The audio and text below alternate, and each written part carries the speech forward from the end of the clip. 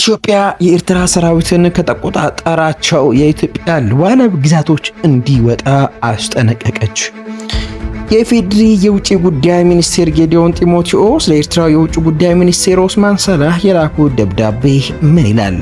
ኤርትራ የኢትዮጵያ ሉዓላዊ ድንበር በመጣስ በሰሜን ምስራቅ አቅጣጫ የሚገኙ አካባቢዎችን ተቆጣጥራ እንደምትገኝ ገልጿል።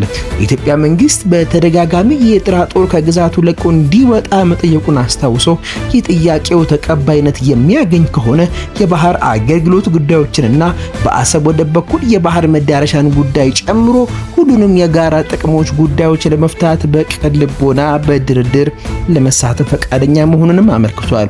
የኤርትራ ሰራዊት ለረጅም ጊዜ የኢትዮጵያ ሉዓላዊ ግዛት በመጣስ በሰሜን ምስራቅ አቅጣጫ ተቆጣጥሮ እንደሚገኝም ጠቅሷል።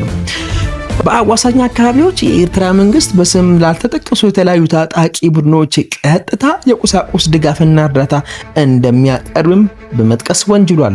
የታጣቂ ቡድኖችን በይፋ ባይገለጽም ከዚህ ቀደም የኢትዮጵያ መንግስት ኤርትራ ለህወሓትና ለፋኖ ታጣቂዎች ድጋፍ ያደርጋል ሲል መወንጀሉ ይታወሳል።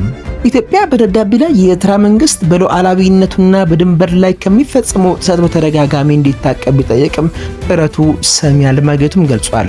ባለፉት ጥቂት ቀናት ድንበር አካባቢ የታዩት ለውጦች የኤርትራ መንግስት ተጨማሪ የጥፋት መንገዶችን መምረጡን ያመለክታል ሲልም አመልክቷል።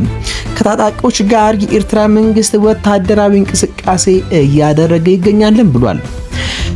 በሰሜን ምስራቃዊ የኢትዮጵያ ድንበር የኤርትራ ወታደሮች ወደ ኢትዮጵያ ግዛት ዘልቀው በመግባታቸውና በሰሜን ምዕራብ የሀገሪቱ ድንበር ደግሞ የኤርትራ ጦር ከአማጺ ቡድኖች ጋር ያደረገ ያለውን የጋራ ወታደራዊ እርምጃ ጸብ አጫሪነት ብቻ ሳይሆን ፍጹም የሆነ ወረራ ነው ሲል ድርጊቱን አውግዟል።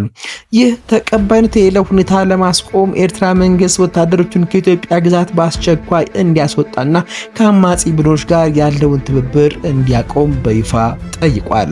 የሁለቱን ሀገራት የጋራ ብሔራዊ ጥቅምን ባስከበር መልኩ በላቀ የመከባበር ስሜት ለመመካከር ዝግጁ ነን እያለ ሲሆን አሁን ለኤርትራ በኩል የተከፈተውን ትንኮሳ ግን በምንም መመዘኛ ተቀባይነት የሌለው ነው ሲል ገልጿል።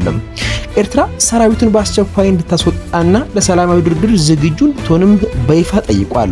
ለግማሽ ምዕተ ዓመት ያህል በማያባራ ግጭት ላይ ተኖሯል ያለው ደብዳቤው ይህን አይነቱ ግጭት አዙሪት በውይይትና በዲፕሎማሲያዊ ጥረት እልባት ሊያገኝ የሚችልበት እድል እንዳለም አመልክቷል።